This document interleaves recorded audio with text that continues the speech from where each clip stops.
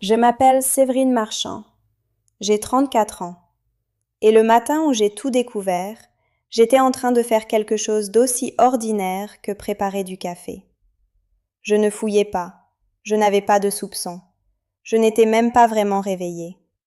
J'étais debout au comptoir de la cuisine, dans mon vieux sweatshirt de l'université de Bordeaux, à faire défiler mon téléphone comme on le fait quand le cerveau n'a pas encore rattrapé le corps, le pouce qui bouge, les yeux qui ne voient rien.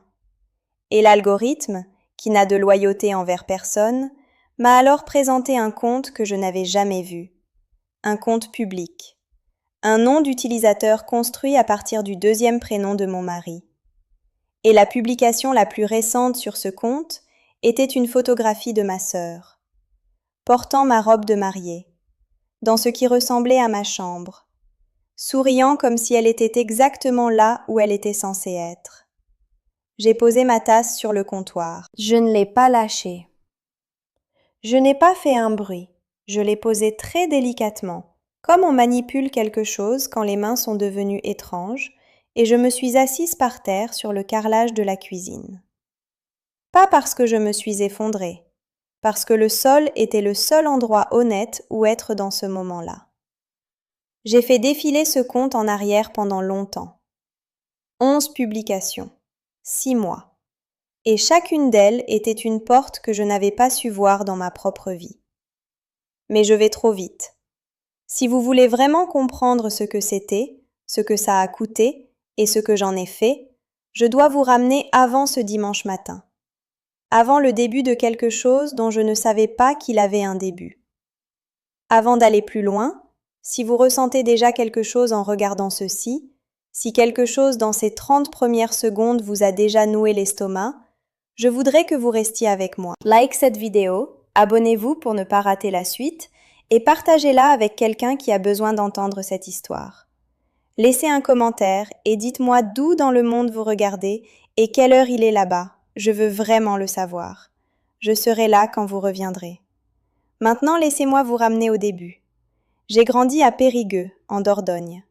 À l'ouest de la ville, dans le genre de quartier où les maisons sont serrées les unes contre les autres et où tout le monde sait quelles familles sont bruyantes et lesquelles sont silencieuses. Nous, on était silencieux. Mon père, Bernard, travaillait en horaire décalé dans une usine agroalimentaire. Régulier, fiable, un homme qui ne disait pas grand-chose mais qui était là. Ma mère, Colette, était la chaleur de la maison. Elle tenait tout ensemble avec ce type particulier d'amour qui s'exprime en nourrissant les gens et en ne se plaignant jamais à voix haute du coût des choses. Nous étions deux, moi et ma sœur Isabeau, 5 ans de moins. Et voilà ce qu'on n'explique jamais sur le fait de grandir comme l'aîné dans une famille comme la nôtre. Personne ne vous attribue le rôle de la responsable. Ça arrive, ça s'accumule. Vous gérez une chose, puis une autre, et un jour, vous regardez autour de vous et vous réalisez que gérer les choses est devenu toute votre identité. Ma mère ne l'a pas fait exprès.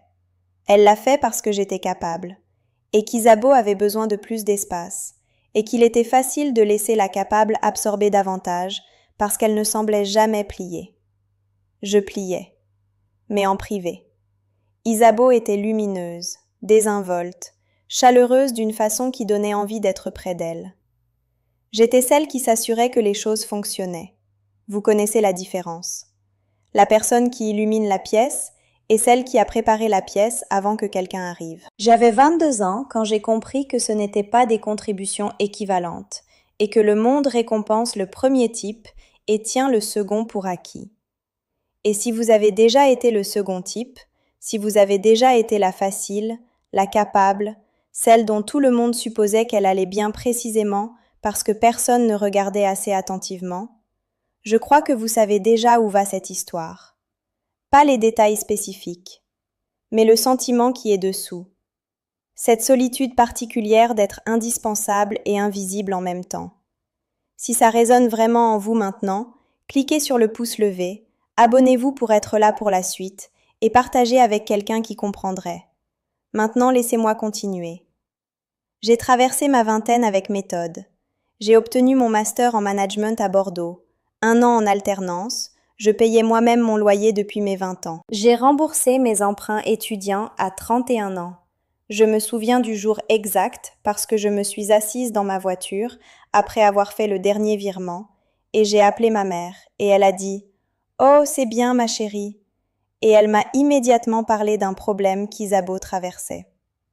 J'ai éloigné le téléphone de mon oreille une seconde, une seule. Puis j'ai dit « Oui, c'est compliqué pour elle » et j'ai laissé passer. J'ai eu une relation au milieu de la vingtaine que je n'évoque pas souvent.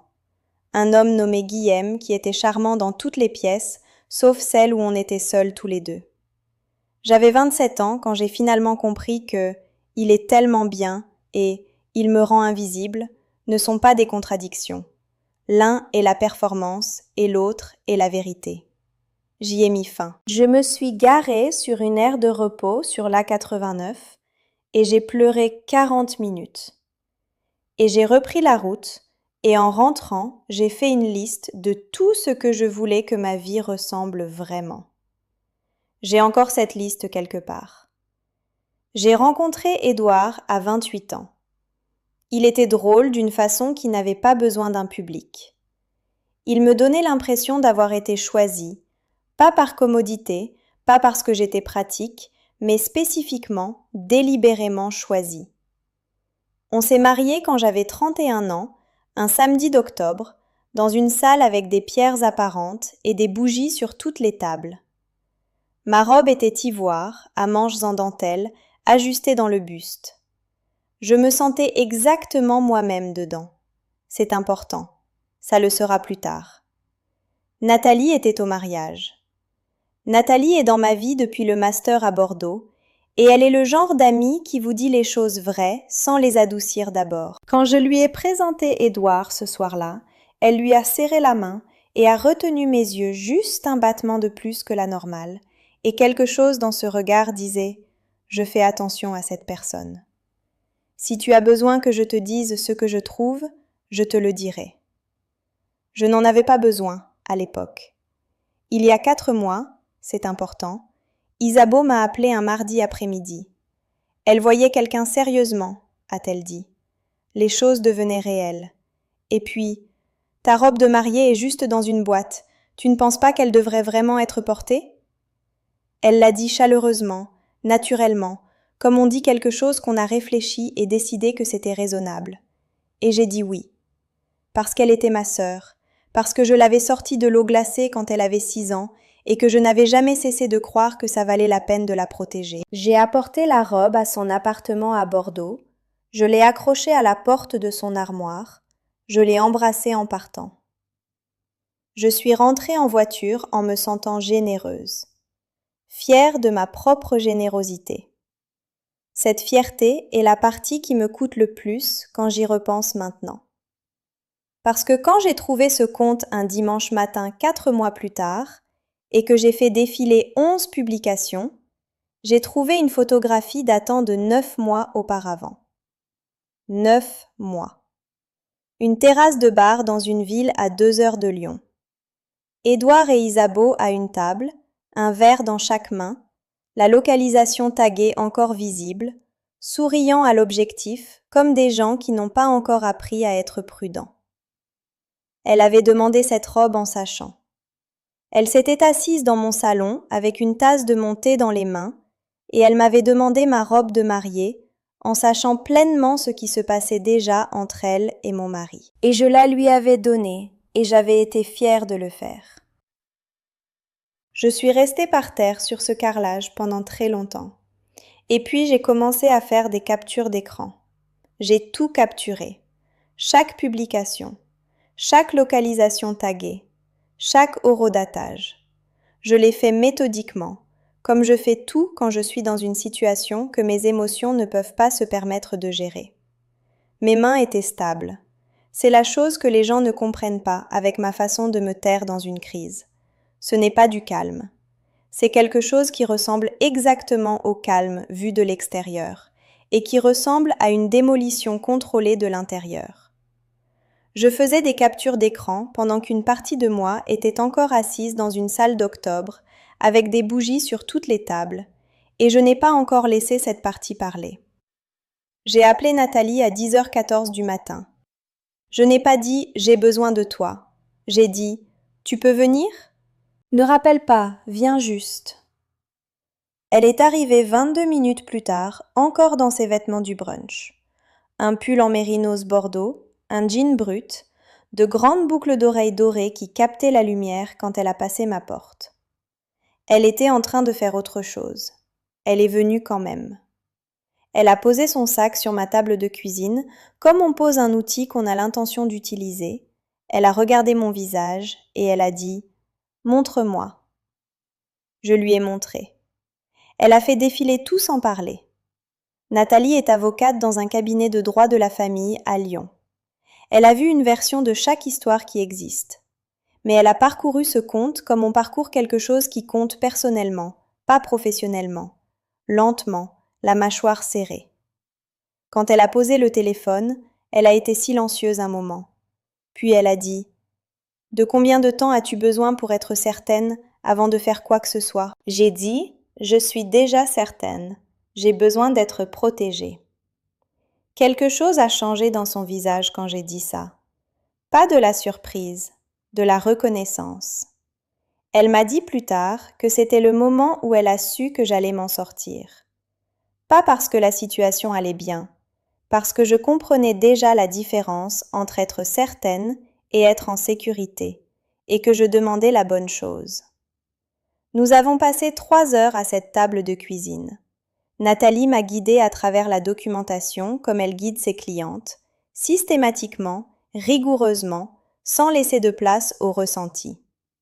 Nous avons croisé chaque publication du compte avec les dates où Édouard m'avait dit qu'il était quelque part de précis.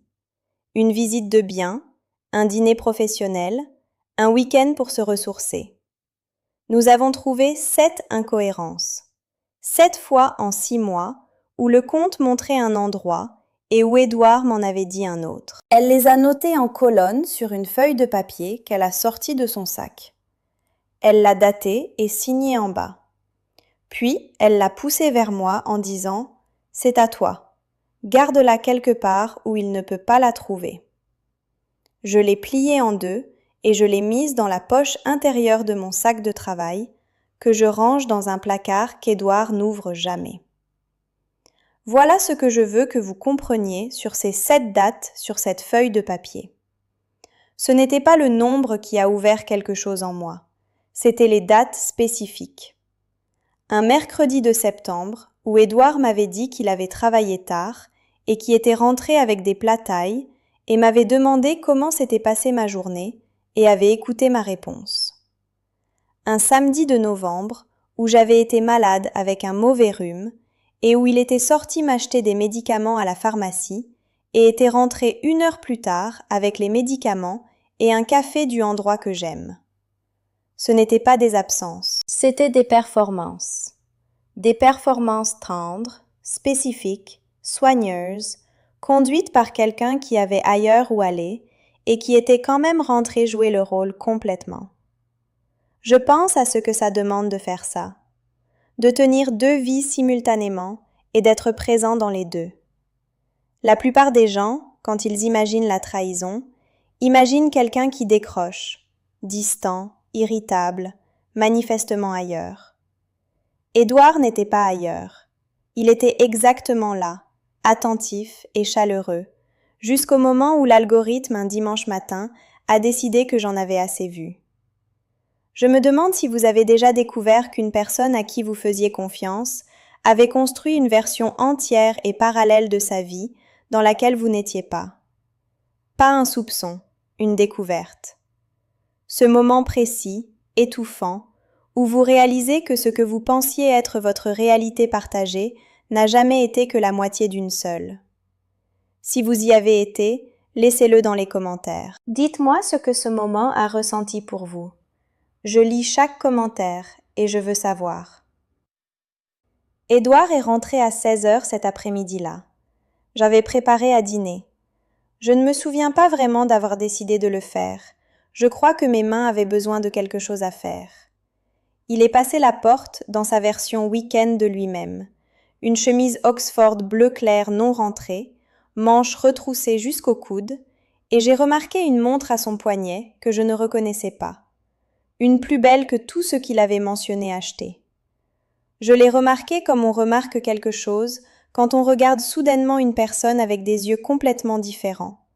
Tous les détails qui étaient invisibles avant devenant tout à coup visibles, nets, chargés. Il a dit « Ça sent bon ». J'ai dit « Des pâtes. C'était comment la visite ?» Il a dit « Bien.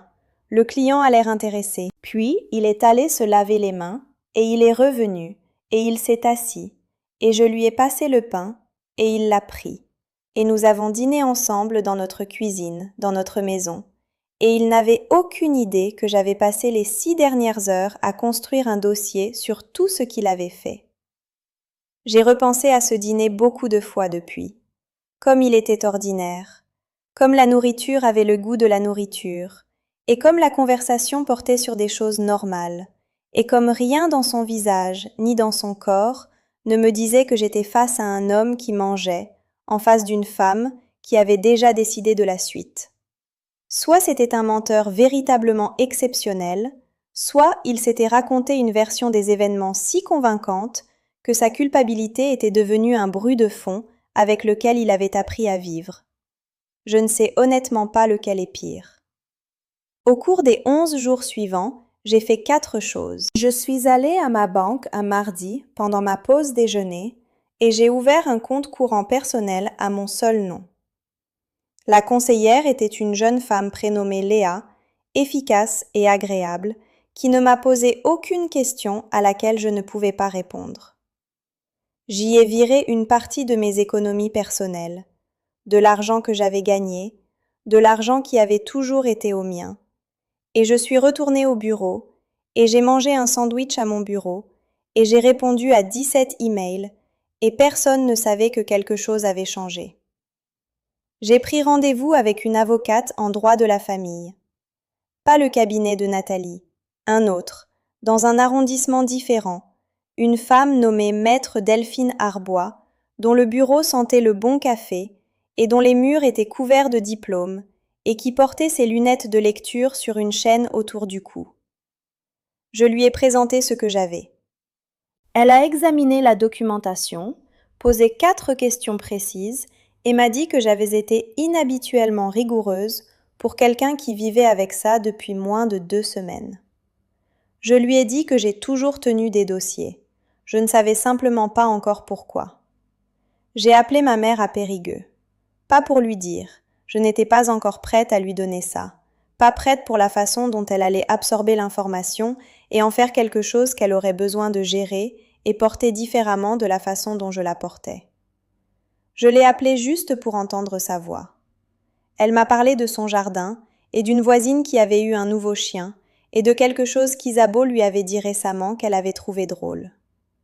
Je l'ai laissé parler. Je me suis assise dans ma voiture, garée dans le parking du bureau, et j'ai écouté la voix de ma mère, et je me suis rappelé ce que ressemble l'inconditionnel, même de seconde main, même quand la personne qui le transmet ne sait pas qu'elle le fait. Et puis j'ai trouvé la 4e chose. La chose que j'avais manquée lors de mon premier défilement du compte, parce que j'étais tellement concentrée sur la robe, sur la chambre, sur les publications les plus récentes. Enfoui 9 publications plutôt. Une photo datant de 9 mois auparavant, avant qu'Isabeau m'appelle jamais pour la robe, avant toute conversation sur quoi que ce soit. Une terrasse de bar dans une ville à 2 heures de Lyon. Édouard et Isabeau à une petite table, des verres à la main, la localisation taguée encore visible, souriant à l'objectif comme des gens qui ne sont pas encore assez prudents pour savoir qu'ils doivent l'être. 9 mois auparavant. Isabeau avait demandé la robe 5 mois auparavant. 4 mois s'étaient écoulés entre ces 2 dates. 4 mois pendant lesquels ma sœur était venue dîner chez moi 2 fois, m'avait appelé un mardi sans raison particulière pour savoir comment j'allais, m'avait emprunté 40 € pour ce qu'elle disait être une amende de stationnement, et avait finalement été assise en face de moi dans mon propre salon et m'avait demandé ma robe de mariée. Elle l'avait demandée en sachant. Elle avait planifié la demande. L'avait construite comme une requête raisonnable, chaleureuse, fraternelle. s'était installé dans mon espace, avait utilisé ma chaleur, avait pris la chose qui m'appartenait le plus spécifiquement, l'objet physique le plus chargé de ce que mon mariage était censé signifier, et elle l'avait emporté chez elle, et l'avait enfilé, et avait laissé Édouard la photographier avec. J'ai vécu avec ça pendant longtemps avant de faire quoi que ce soit. 11 jours. Et le 12e jour, j'ai demandé à Édouard de s'asseoir. J'ai posé mon téléphone sur la table entre nous. Je n'ai rien dit d'abord. Je l'ai juste posé là, écran vers le haut, le compte ouvert sur la première publication.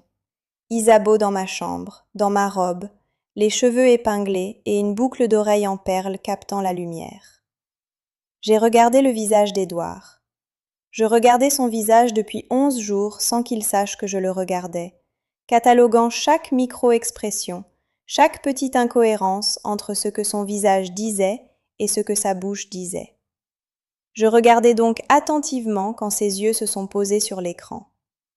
La première chose qui a bougé a été sa mâchoire. Un léger resserrement. Puis ses yeux ont remonté vers les miens et j'ai vu les 4 secondes que je n'oublierai jamais. 4 secondes pleines pendant lesquelles j'ai regardé un homme décider quelle version de lui-même être. S'il allait nier immédiatement, feindre la confusion, tendre la main vers moi avec inquiétude. Je l'ai regardé trier les options comme on regarde quelqu'un battre des cartes. Et puis je l'ai regardé choisir.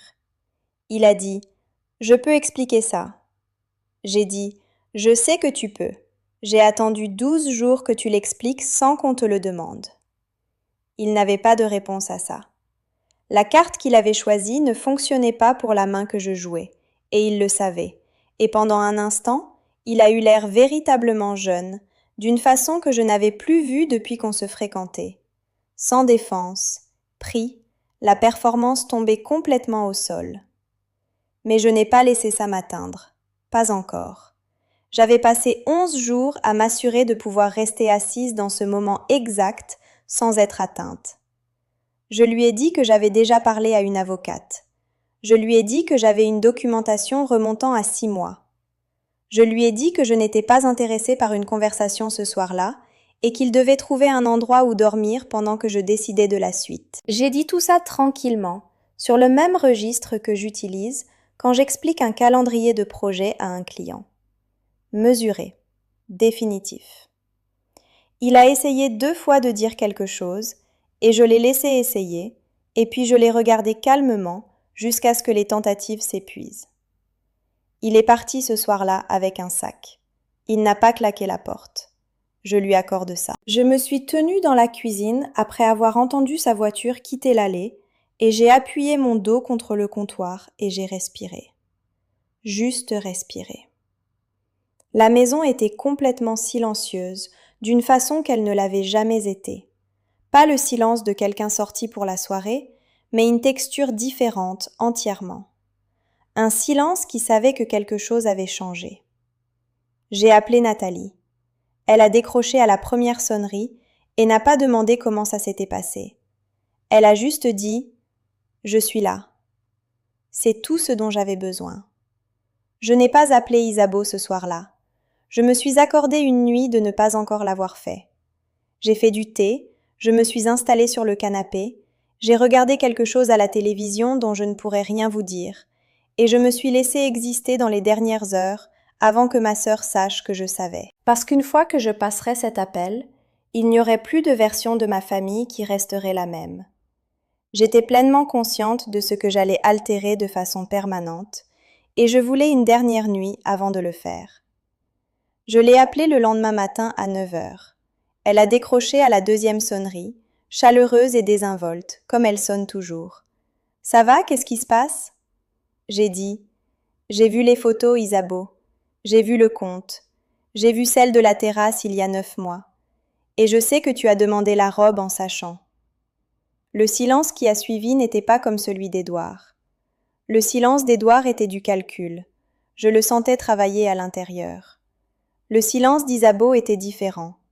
C'était le son d'une personne qui a raconté une histoire dans sa propre tête assez longtemps pour avoir commencé à y croire, soudainement confrontée à quelqu'un qui a lu l'original. Il y avait quelque chose qui ressemblait presque à du soulagement dedans, ce qui est la chose que je porterai le plus longtemps. Comme si une partie d'elle avait attendu d'être prise. Comme si la performance avait été épuisante d'une façon qu'elle ne s'était pas encore avouée. Puis elle a dit « C'est pas ce que tu crois ». Et j'ai dit « Je vais te donner la même considération que tu m'as donnée. Aucune. » Et j'ai raccroché. Je suis restée avec le téléphone dans la main un moment après. Puis je l'ai posé face contre la surface du comptoir, et je suis allée prendre une douche, et je me suis tenue sous l'eau pendant longtemps. J'ai pleuré là-dedans. Vraiment, enfin. Le genre de pleurs qui a attendu derrière un barrage pendant 11 jours et qui sort comme quelque chose de presque physique. J'ai pleuré pour la robe. J'ai pleuré pour la photo de la terrasse, et pour les 4 mois, et pour le coup de téléphone du mardi, et pour les 40 € pour une amende de stationnement. J'ai pleuré pour la version de moi à 11 ans qui avait sorti ma sœur de l'eau glacée et avait décidé dans ce moment que sa vie m'appartenait en partie de la protéger. J'ai pleuré pour combien de temps j'avais payé les intérêts de cette décision sans que personne ne me dise jamais que j'avais le droit d'arrêter. Et puis l'eau est devenue froide et je suis sortie et je me suis séchée et je me suis habillée pour aller travailler. C'est la partie que je veux que vous compreniez. C'est le moment sur lequel je veux que vous vous arrêtiez. Parce que c'est la chose dans cette histoire qui compte le plus que la confrontation et plus que ce qui a suivi. C'est un moment silencieux. Il s'est passé dans ma salle de bain un jeudi matin, avec de l'eau froide encore sur mes clavicules. J'ai regardé ma main gauche, mon alliance. Je l'avais portée pendant 3 ans sans jamais ne pas la porter. Elle était devenue une partie de la texture de ma main. Quelque chose dont je ressentais l'absence de la même façon inconsciente dont on ressentirait l'absence d'un son qu'on a cessé de remarquer. Je l'ai regardé pendant longtemps. Puis j'ai attrapé la chaîne en or de ma mère, la fine, avec le petit pendentif en forme de goutte, celle que je ne retire jamais non plus. Et je l'ai détachée de mon cou et je l'ai refermée autour de mon poignet, là où je pouvais la sentir contre mon pouls. Et j'ai laissé l'alliance sur le bord du lavabo. Je n'en ai pas fait une mise en scène. Je ne l'ai pas photographiée. Je ne l'ai envoyée à personne. Je l'ai juste laissée là, et je suis sortie de la salle de bain, et je suis allée travailler. Si cette histoire vous touche quelque part de réel, si quelque chose dans ce moment, l'alliance sur le bord du lavabo et la chaîne déplacée au poignet, si quelque chose dans le geste d'une femme qui choisit silencieusement ce qu'elle garde et ce qu'elle pose, si ça a atterri quelque part en vous que vous n'attendiez pas, je veux juste dire, restez avec moi. Cliquez sur le pouce levé. Abonnez-vous, parce que ce qui vient ensuite est la partie qui a tout changé. J'ai besoin que vous soyez là pour ça. La demande de divorce a été déposée 16 jours après que j'ai trouvé le compte. Maître Arbois, mon avocate, celle avec les lunettes de lecture sur une chaîne, m'a dit que la documentation que j'avais constituée était inhabituellement rigoureuse. Je lui ai dit que j'ai toujours été quelqu'un qui tient des dossiers. Elle a hoché la tête sans sentimentalité et dit « Ça va vous servir ici ». Édouard n'a pas contesté la séparation. Je l'ai appris par Maître Arbois et je me suis arrêtée un moment quand elle me l'a dit. Pas du soulagement exactement, plutôt de la reconnaissance. Bien sûr qu'il ne l'a pas contesté. Contester aurait nécessité d'argumenter, et argumenter aurait nécessité qu'il regarde directement ce qu'il avait fait. Édouard n'avait jamais été capable de regarder directement les choses difficiles. Il les gérait de biais, par l'absence et le silence et la lâcheté particulière d'un homme qui croit que ne pas dire quelque chose équivaut à ne pas le faire. Il s'est d'abord installé dans un appart-hôtel. Puis, en l'espace de 6 semaines, dans une location près du quartier d'Isabeau à Bordeaux. Je l'ai appris par Nathalie, qui l'avait entendu d'une connaissance commune. Elle me l'a dit au téléphone, posément, en observant ma réaction dans le silence qui a suivi. J'ai dit « D'accord ». Et puis « Est-ce que ça me dérange plus qu'il s'installe près d'elle ou que ça me surprenne moins que ça devrait ?» Nathalie a dit « Ni l'un ni l'autre. Ça te dit ce que tu savais déjà. Elle avait raison. Ça ne m'apprenait rien de nouveau. Ça rendait simplement la géométrie de la chose visible. La forme de ce qu'ils avaient construit pendant que j'étais dans la même maison, à faire du café, à prendre des captures d'écran. Ce à quoi je n'étais pas préparée, c'était ma mère. J'avais géré cette conversation dans ma tête pendant des semaines. Comment lui dire, quels mots utiliser, combien de détails donner avant qu'elle soit submergée et ait besoin d'être gérée elle-même. Je l'avais planifié soigneusement, comme je planifie tout. Et puis elle m'a appelé un jeudi soir avant que j'aie exécuté la moindre partie de mon plan, et elle a dit « Isabeau m'a raconté sa version, je veux la tienne. » Comme ça, sans préambule, sans adoucissement. Isabeau m'a raconté sa version, je veux la tienne. Je lui ai raconté la mienne, tout, le conte, la photo de la terrasse datant de 9 mois, la robe, les 11 jours de silence pendant que je constituais mon dossier. Je l'ai raconté dans l'ordre, sans éditorialiser, de la même façon que je l'avais raconté à Maître Arbois, parce qu'à ce stade, je l'avais raconté suffisamment de fois pour savoir quels mots utiliser et où ma voix tiendrait et où j'avais besoin d'aller vite avant qu'elle ne tienne plus. Quand j'ai terminé, ma mère a été silencieuse un long moment. Puis elle a dit « Tu l'as sortie de cette eau glacée et elle a passé 30 ans à trouver quoi te prendre. » Je n'ai rien dit. Elle a dit « Je suis désolée de ne pas avoir vu ça plus tôt. Je suis désolée de t'avoir rendu responsable d'elle. Je suis désolée de t'avoir rendu responsable d'elle. » Je ne savais pas que j'attendais cette phrase. Je ne l'avais écrite sur aucune liste, ni incluse dans aucun plan, ni dit à Nathalie que j'en avais besoin. Je ne savais pas qu'elle existait comme quelque chose qui pouvait m'être donné jusqu'à ce qu'elle me soit donnée. Et alors j'ai compris que je l'attendais depuis mes 11 ans, debout au bord d'un étang gelé. J'ai pleuré. Au téléphone avec ma mère cette fois. Et elle m'a laissé faire, sans essayer de réparer, ni de recadrer, ni de rendre les choses plus faciles. Elle est simplement restée en ligne et a dit « Je sais, ma chérie, je sais. » C'est ça qui m'a ouverte en grand. Pas le conte, pas la robe, pas la photo de la terrasse. Ma mère de 61 ans, restant en ligne et voyant enfin, la bonne chose. Les conséquences sont arrivées sans mon aide. C'est la chose que je veux dire en premier, avant tout ce qui a suivi pour Édouard et Isabeau. Je n'ai pas fabriqué ce qui est venu ensuite. Je n'ai pas passé d'appel, ni envoyé de messages, ni organisé quelque version que ce soit d'une exposition publique. J'ai déposé mes documents, j'ai travaillé avec Maître Arbois, j'ai maintenu ma vie en marche, et j'ai laissé la vérité faire ce que fait la vérité quand on la laisse enfin se déplacer librement. L'agence d'Édouard a été mise au courant. Pas par moi. Par le comte lui-même. Quelqu'un qui connaissait Édouard professionnellement était tombé dessus de la même façon que moi, par la démocratie particulière d'un profil public, et l'histoire avait voyagé comme voyagent les histoires dans les milieux professionnels. Silencieusement d'abord, puis partout à la fois. Je l'ai appris de seconde main, par une femme prénommée Sophie, qui avait brièvement travaillé avec Édouard 2 ans auparavant et qui m'appelait encore de temps en temps.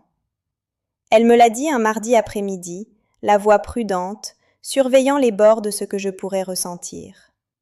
J'ai dit « Merci de me l'avoir dit ». Je le pensais.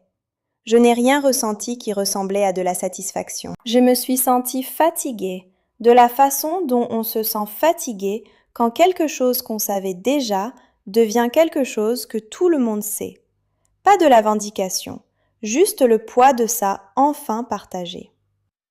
Le compte Instagram d'Isabeau, celui sur le style de vie, avec ses quelques milliers d'abonnés et son esthétique soigneusement construite de légèreté, a perdu près de la moitié de ses abonnés en l'espace de 2 semaines après que l'histoire a circulé à travers suffisamment de connaissances communes pour qu'il devienne impossible de ne pas savoir.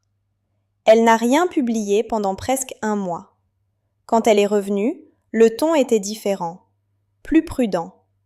La luminosité particulière disparut, remplacée par quelque chose de plus plat, qui essayait de ressembler à de la maturité.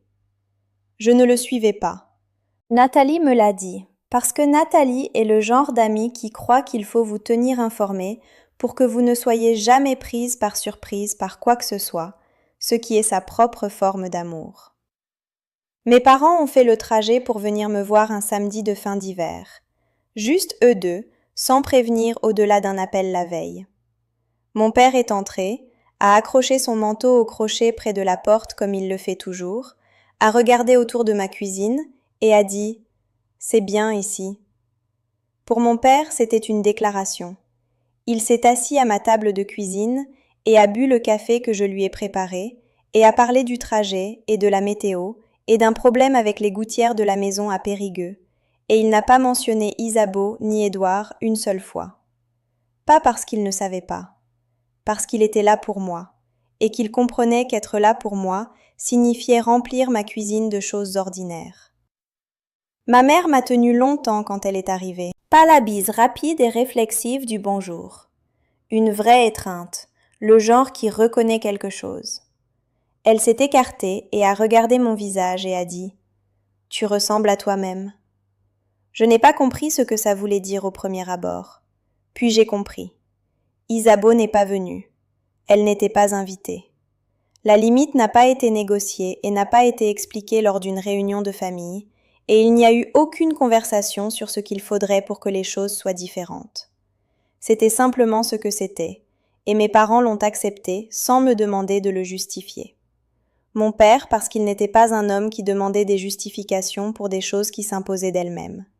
Ma mère parce qu'elle avait dit ce qu'elle avait besoin de dire lors de cet appel téléphonique du jeudi, et qu'elle comprenait que je l'avais entendu, et que nous avions, entre nous, réglé quelque chose qui avait besoin d'être réglé depuis très longtemps. Il y a eu 2 personnes qui sont revenues vers moi pendant ces mois-là et qui m'ont surprise. La première était une vieille amie de l'université. Une femme prénommée Amélie qui s'était éloignée de ma vie de la façon dont les gens s'éloignent quand les années deviennent chargées et les distances grandes. Elle avait entendu ce qui s'était passé par le réseau des gens qui nous connaissaient toutes les deux, et elle m'avait envoyé un message qui disait simplement « J'aurais dû garder contact, je suis désolée de ne pas l'avoir fait. On peut se parler ?» Nous avons parlé 2 heures lors d'un appel vidéo un dimanche après-midi, et ce qui m'a frappée, c'est qu'elle n'a pas joué la compassion. Elle m'a juste traitée comme une personne qu'elle était contente de connaître à nouveau, ce qui était exactement ce dont j'avais besoin et ce à quoi je n'avais pas pensé à demander. La seconde était la sœur aînée d'Édouard, une femme prénommée Hélène que j'avais toujours appréciée et qui avait toujours semblé, lors des réunions de famille, observer son frère avec la prudence particulière de quelqu'un qui connaît une personne depuis toujours et comprend entièrement ses points faibles. Hélène m'a envoyé une carte physique, par courrier, avec un timbre et mon adresse dans son écriture à l'encre bleue. Elle disait « Je n'ai aucun droit de vous demander quoi que ce soit, et je ne le fais pas. Je voulais juste que vous sachiez que ce qui s'est passé était mal, et que je sais que c'était mal. Je suis désolée que ça se soit passé dans ma famille. » J'ai gardé cette carte. Je l'ai mise dans le tiroir de ma table de chevet, et je ne l'ai pas bougée depuis. Les gens qui ne sont pas revenus, je les ai acceptés sans amertume. Pas sans tristesse. Il y a une différence. L'amertume, c'est ce qui arrive quand on garde la blessure ouverte, en ayant besoin que les gens qui vous ont fait du mal la reconnaissent. La tristesse, c'est juste le poids honnête de la perte, et la perte est réelle, et je n'allais pas prétendre qu'elle ne l'était pas. J'ai écrit une lettre.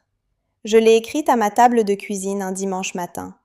La même table, la même cuisine, la même heure de la même lumière hivernale pâle qui entrait par cette fenêtre quand j'avais trouvé le compte. Je l'ai fait délibérément. Je voulais l'écrire au même endroit, à la même heure, parce que je voulais sentir la distance entre ce dimanche-là et celui-ci. Je voulais m'asseoir à l'intérieur de la preuve que j'avais avancée. Je n'ai pas envoyé la lettre à Édouard. Je ne l'ai pas envoyée à Isabeau.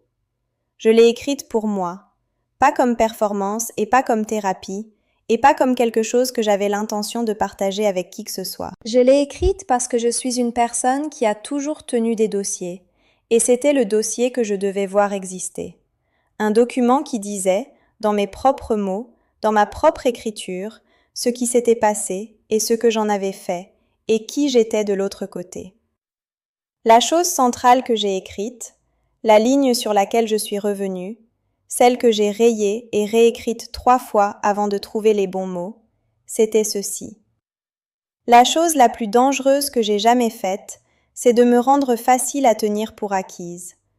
Et la chose la plus courageuse que j'ai jamais faite, c'est d'arrêter. Je l'ai lu à Nathalie ce soir-là. Nous étions au téléphone, et je la lui ai lu comme on lit quelque chose à une personne dont l'opinion est celle qui compte. Quand j'ai fini, il y a eu un silence, et puis elle a dit « C'est exactement ça ». Juste ça, sans élaboration, sans ajout, c'est exactement ça.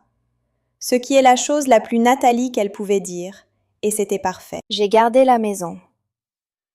J'ai renégocié le prêt immobilier à mon seul nom.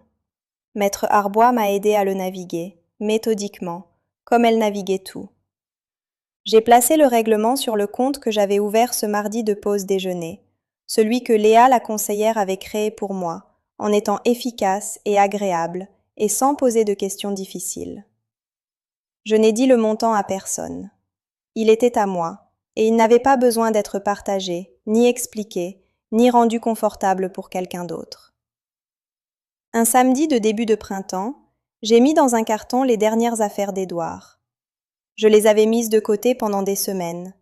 Pas dans l'urgence, pas dans la colère, juste régulièrement, de la façon dont on accomplit une tâche qui doit être accomplie. Un livre de sa table de chevet. Un mug qu'il avait depuis avant qu'on se rencontre. Quelque chose dans le garage. J'ai scotché le carton et je l'ai mis sur le pas de la porte et je lui ai envoyé un message avec l'adresse et je lui ai dit que ce serait là. Il est venu pendant que j'étais au travail.